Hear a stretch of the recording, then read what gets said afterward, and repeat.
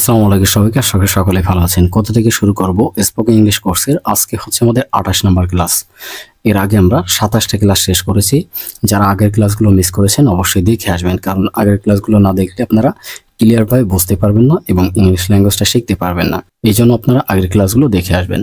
তো আজকে আমরা 28 নম্বর ক্লাসে শিখব কিভাবে ভবিষ্যতে কোনো কিছু করা হবে এই ধরনের কথা আমরা বলবো, এবং কিভাবে ভবিষ্যতের কোনো কিছু করা হবে না অর্থাৎ নেগেটিভ বাক্য কিভাবে গঠন করব সেটা আমরা শিখব। ঠিক আছে, তো এখনও যারা আমাদের ডিজিটাল স্কুলের ফেসবুক পেজটাকে ফলো করেন অবশ্যই ফলো করে দিবেন, আর ইউটিউব চ্যানেলটা যারা সাবস্ক্রাইব করেন অবশ্যই সাবস্ক্রাইব করে দিবেন। তো এখন চলুন আমরা মূল ক্লাসে প্রবেশ করি। তো প্রথমে আমরা শিখব কিভাবে ভবিষ্যতের পজিটিভ সেন্টেন্স গঠন করতে পারি।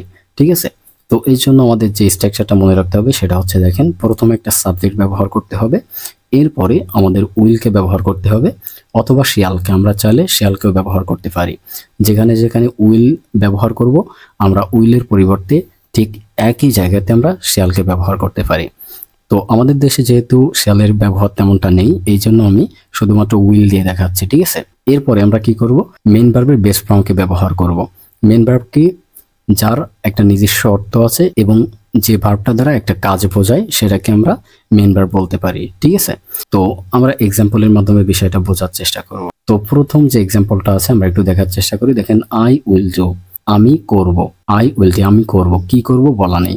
আমরা ছোট ছোট সেন্টেন্স মেক করা শিখতেছি, যেহেতু আমরা একেবারে বেসিকে দুর্বল, এই জন্য ছোট ছোট সেন্টেন্স মেক করে প্র্যাকটিস করা হয়ে গেলে আমরা এর পরবর্তীতে বড় বড় সেন্টেন্স মেক করা শিখব। ঠিক আছে, তো এই সেন্টেন্সে দেখেন প্রথমে একটা সাবজেক্টকে ব্যবহার করেছি, সাবজেক্ট হচ্ছে আই, এরপরে আমাদের স্ট্রাকচার অনুযায়ী উইলকে ব্যবহার করেছি, তারপরে হচ্ছে ডুকে ব্যবহার করেছি এখানে মেইন ভার্বের বেস ফর্ম হিসাবে। ঠিক আছে, ডু মানে কি? করা, করা একটা কাজ। ঠিক আছে, যে কোনো কিছু করা হতে পারে।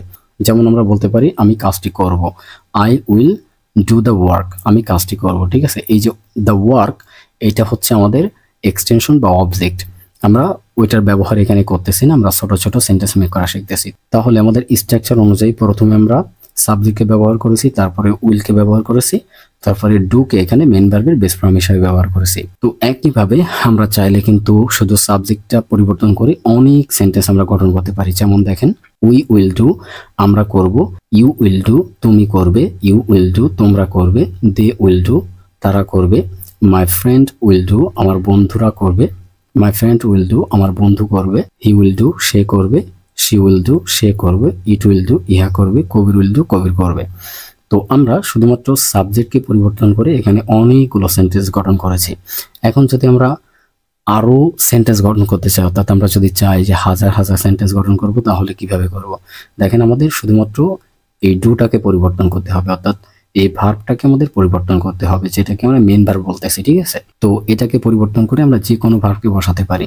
যেমন এখানে বসাতে পারেন ড্রাইভ, ড্রাইভ মানে কি? চালানো। ঠিক আছে, তো এখানে আপনি ধরুন বললেন যে আমি চালাবো, তাহলে কিভাবে বলেন? আই উইল ড্রাইভ, আমি চালাবো। একইভাবে এখানে বলেন উই উইল ড্রাইভ, আমরা চালাবো, ইউ উইল ড্রাইভ, তুমি চালাবে, ইউ উইল ড্রাইভ, তোমরা চালাবে। ঠিক আছে, প্রত্যেকটা সেন্টেন্স দিয়ে আপনারা প্র্যাকটিস করে ফেলেন, তাহলে হাজার হাজার সেন্টেন্স হয়ে যাবে। যখন ড্রাইভ দিয়ে প্র্যাকটিস হয়ে যাবে তখন আপনি বসান আমি যাব। ঠিক আছে, অর্থাৎ গোকে বসান, আই উইল গো, আমি যাব, উই উইল গো, আমরা যাব, ইউ উইল গো, তুমি যাবে, ইউ উইল গো, তোমরা যাবে। ঠিক আছে, এইভাবে করে প্র্যাকটিস করেন, দেখবেন যে আরও অনেক সেন্টেন্স আপনারা মেক করতে পারবেন। তো এইটাই বেসিক্যালি আসলে প্র্যাকটিস করার সিস্টেম।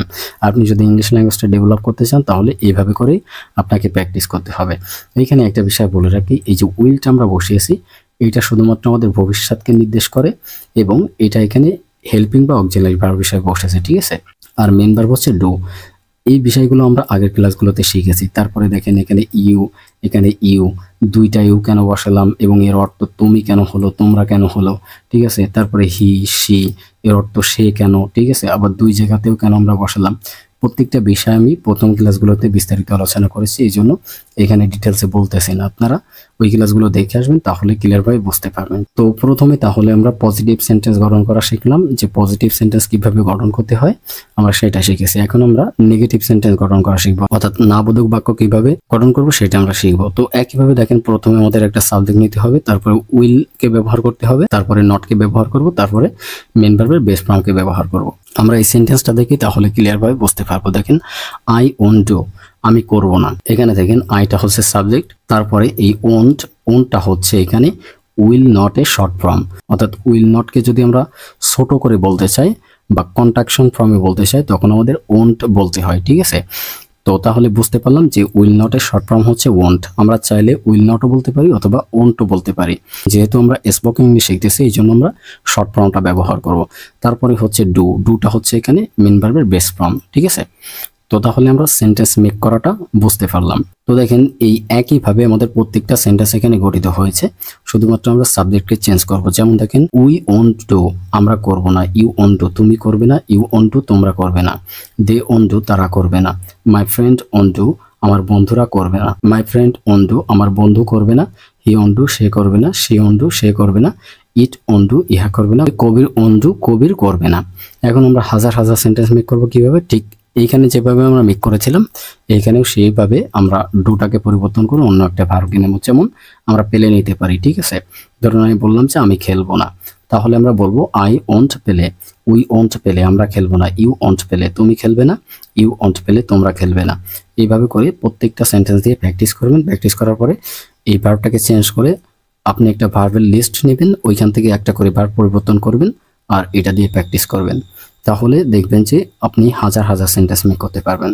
সো আজকের ক্লাসটা এতটুকুই। আশা করি ক্লাসটি ভালো লেগেছে। যদি ক্লাসটি ভালো লাগে অবশ্যই লাইক, কমেন্ট এবং শেয়ার করবেন। আমাদের ফেসবুক পেজটাকে ফলো করে দেবেন, ইউটিউব চ্যানেলটাকে সাবস্ক্রাইব করে দেবেন।